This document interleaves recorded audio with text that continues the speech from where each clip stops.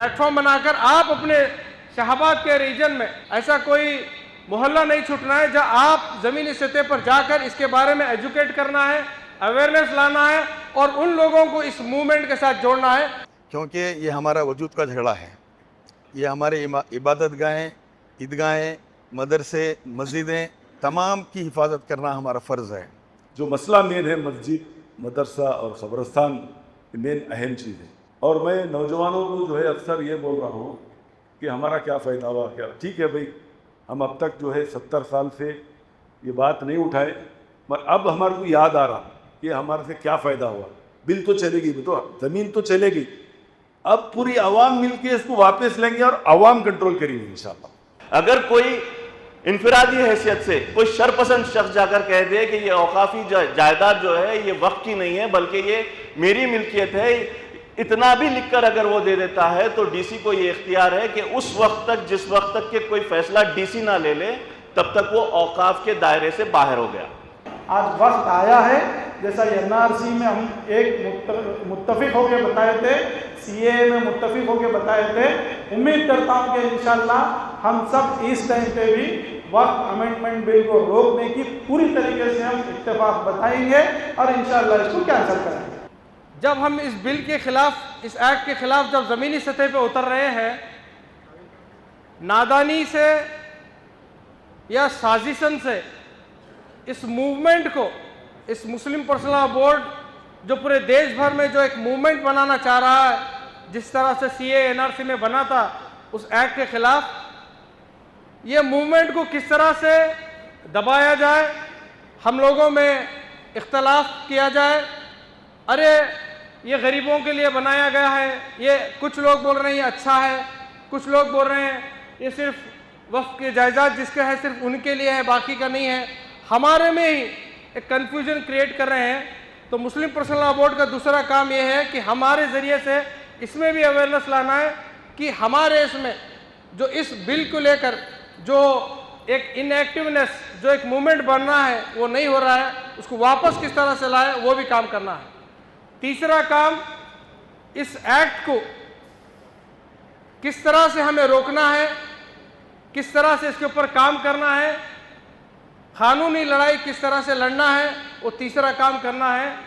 जो आपको मालूम है कि तकरीबन 70 से लेकर 75 तक मुख्तलिफ ऑर्गेनाइजेशंस, पॉलिटिकल पार्टीज़ के लीडरान ने पीआईएल डाले हैं सुप्रीम कोर्ट में, जो लीगल कार्रवाई चल रही है उसको किस तरह से रोकना है, ये तीसरा काम भी चल रहा है। चौथा काम जो अहम आपको और मेरे को मिलकर जो करना है कि हमें ज़मीनी सतह पे उतरकर इस बिल के खिलाफ लोगों को लेकर ज़मीन पर एहतजाज के ज़रिए से, प्रोटेस्ट प्रोग्राम के ज़रिए से, धरने के ज़रिए से, जेल भरो आंदोलन के ज़रिए से इस मूवमेंट को ज़िंदा रखना है तब तक जब तक ये एक्ट वापस ना ले। ये 4 काम हमें सबको मिलकर करना है।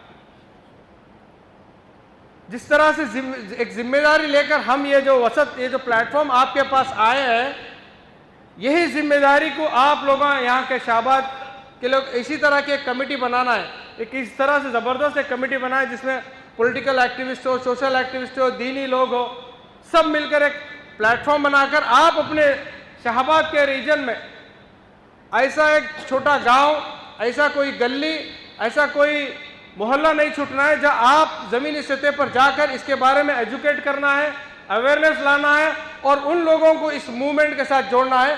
हम सबको मिलकर एक काम करना है। तो इंशाअल्लाह उम्मीद है कि गुलबर्गा में 4 तारीख को जो जलसा रखा गया है, ये जलसे में तमाम लोग को शिरकत करना है, क्योंकि ये हमारा वजूद का झगड़ा है।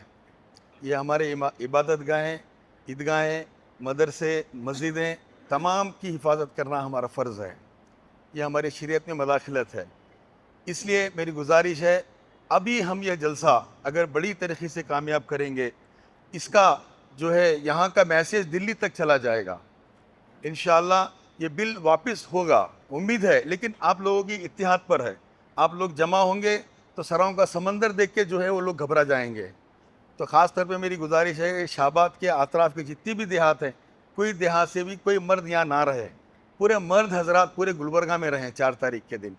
तो ये बहरहाल मुसलमानों को सताने की एक मुहिम चलाई गई है और यूनिफॉर्म सिविल कोड लाकर आपको जो है ना ये सब जो आपको मस्जिद से, मदरसे से, कब्रिस्तान से सब बेदखल करने की कोशिश की जा रही है।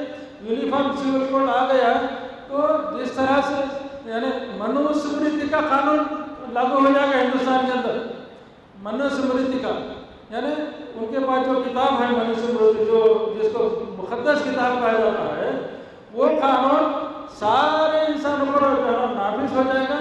अब आप निकाह करना चाहें उस कानून के मुताबिक करो, तलाक देना चाहें उस कानून के मुताबिक करो, विरासत की कवानीन में विरासत देना चाहें उस कवानीन के मुताबिक करो, यानी पूरा आपकी शरीयत में तब्दील करने की कोशिश हो रही है।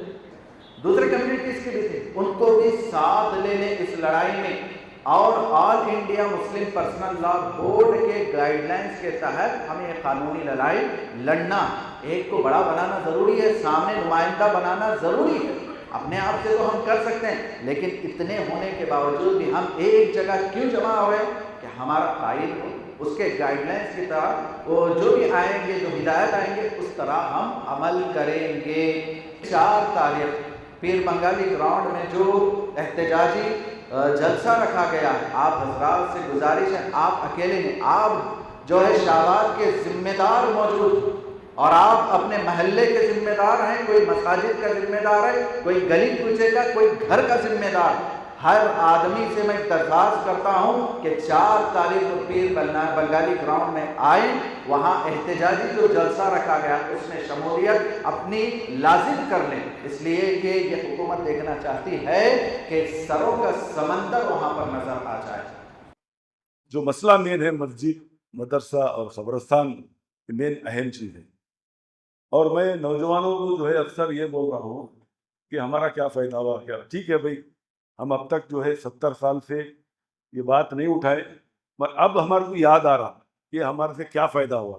बिल तो चलेगी, तो ज़मीन तो चलेगी, अब पूरी आवाम मिलके इसको वापस लेंगे और आवाम कंट्रोल करेंगे इंशाल्लाह। ये तो माइंड बनाइए आप, पहले जो था हम देखे नहीं, करे नहीं, आप याद नहीं दिलाए, कुछ फ़ायदा नहीं हो रहा, आज याद दिला रहे हैं आप। तो लिहाजा मैं हमारी कौम से जो है गुजारिश करता हूँ, स्पेशली शाबाद के यहाँ के ज़िम्मेदारों से, आप लोग एक जो है हमारे जाने के बाद एक मीटिंग लीजिए, आप आज कल जब भी एक तमाम मकाती पे फिक्र करके एक तंजीम बनाइए, आप उसमें बरादरी, पूरे बरादरियों को जोड़िए, एक भी आदमी ना छूटा जाए, उनकी एक तंजीम बना, क्योंकि ये लड़ाई बहुत लंबी है। हमको 1-2 प्रोग्राम के अंदर हमारा कुछ होने जाने वाला नहीं। जैसा हबीब सरमद साहब ने, उन्होंने खुद अपने तरफ से पिटिशन डाले हैं, सुप्रीम कोर्ट के हालात क्या हैं आपको मालूम है, जज 1-2 मीठे बातें करा तो मुसलमान खुश हैं बोलो, मगर जो जवाब आने के बाद ये महसूस हो रहा है कि भाई ये भी बाबरी मस्जिद से सरकार हमारा साथ खेल खेला जाएगा। और उनके ताल्लुक से ये कहा गया है कि 8 अप्रैल 2025 जब से ये कानून बनकर नाफिज हुआ है, उससे पहले अगर कोई वक्फ यूज़र की मिल्कियत है तो हम उसके ऊपर सवाल नहीं खड़ा करेंगे। ये हलफनामा दिया है इस हुकूमत ने सुप्रीम कोर्ट में, लेकिन उसके अंदर एक पेचीदगी डाल दी है। वो पेचीदगी ये है कि अगर कोई शख्स उसके ऊपर एक सवाल खड़ा करता है, महज एक सवाल, जाकर डीसी के पास एक लेटर दे दे, डीसी को क्योंकि इख्तियार दे दिया गया है मुकम्मल तौर पर फैसला करने का, इससे पहले कोर्ट्स को, अदालत को फैसला करने का इख्तियार होता था, आज डीसी के हाथ में इख्तियार दिया गया है। डीसी कौन होता है? डीसी हुकूमत का नुमाइंदा होता है, और हुकूमत का नुमाइंदा क्या फैसला हुकूमत की जानिब करेगा? कतई नहीं। अगर हुकूमत और औकाफ के बोर्ड के माबैन कोई फैसला करना है तो वो हुकूमत की तरफ फैसला करेगा, और ये कानून भी ये कहता है कि हुकूमत की जानिब फैसला कर दिया जाएगा। जब तक के कोर्ट फैसला ना ले ले उस वक्त तक ये सिलसिला चलता रहेगा और हुकूमत इस मिल्कियत के ऊपर काबिज रहेगी। हुकूमत का ROR में, यानी कि जो पानियात होते हैं, उसके अंदर नाम दर्ज हो जाएगा। इस मुल्क का दस्तूर सेकुलर दस्तूर बनना चाहिए। ہم نے کبھی نہیں مطالبہ کیا کہ ہماری مورتیاں پارلیمنٹ پر لگائی جائیں، چوراہوں پر لگائی جائیں، ہمارے نام کے چوک چوراہے بنے۔ ہم نے اس ملک سے مطالبہ نہیں کیا تھا، جن کے ہاتھ میں اقتدار آ رہا تھا ان سے مطالبہ ہمارا یہ تھا کہ اس ملک کا دستور سیکولر دستور بننا چاہیے۔ چنانچہ اس بات کو مان لیا گیا، پھر ایک کمیٹی بنی، اس کے چیئرمین ڈاکٹر بابا صاحب بھیم راؤ امبیڈکر بنائے گئے، پھر وہ دستور بنا جس دستور نے اس ملک کے ہر باشندے کو جینے کے لیے آزادی دی کہ وہ اپنے دین پر چل سکتا ہے، اپنے دین کا پرچار کر سکتا ہے، اپنے مذہبی ادارے قائم کر سکتا ہے۔ ہم کو اس دستور نے حقوق دیے۔ چنانچہ اس کے بعد جب ملک کے آزادی کے بعد سے آج 75-77 سال ہوئے ہیں، اس ملک کو آزاد کرانے میں جن لوگوں کا خون بہا ہے، جن کی قربانیوں کو کوئی انتہا نہیں ہے، ان لوگوں کے ساتھ کیا سلوک ہو رہا ہے، خصوصاً ان 10-12 سالوں کے اندر اس ملک کے دستور ہی کو ختم کرنے کے لیے ایک کوشش ہو رہی ہے۔ جس طرح اس ملک کی آزادی کے لیے ہم نے جدوجہد کی تھی، پھر سے اس ملک کو دوبارہ آزاد کرنے کی بھی جدوجہد ہے۔ آپ تمام حضرات سے گزارش ہے ہم سب مل کر اس میں جڑیں گے۔ سب سے پہلی بات ہم گھر کے چراغ جلائیں گے، بعد میں دوسرا جلائیں گے۔ پہلا شہابات کے مسئلے مسجدوں کے ہیں، قبرستانوں کے ہیں، درگاہوں کے ہیں، خانقاہوں کے ہیں، یہ تمام پیپر پہلا ہم سب مضبوط بنانے کی کوشش کریں گے انشاءاللہ۔ آپ تمام کے ساتھ میں ہوں، اور میں آپ تمام سے گزارش کرتا ہوں آپ تمام میرے ساتھ ٹھہر کے ہاتھ مٹاؤ، انشاءاللہ ہم سب یہ پیپر کا کام کریں گے۔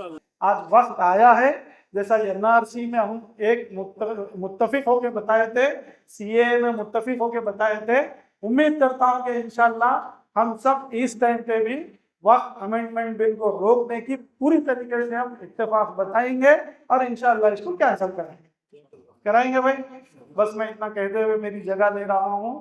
آپ تمام حضرات کا پھر سے دل کی گہرائیوں سے شکریہ ادا کرتا ہوں۔ جزاک اللہ۔ السلام علیکم۔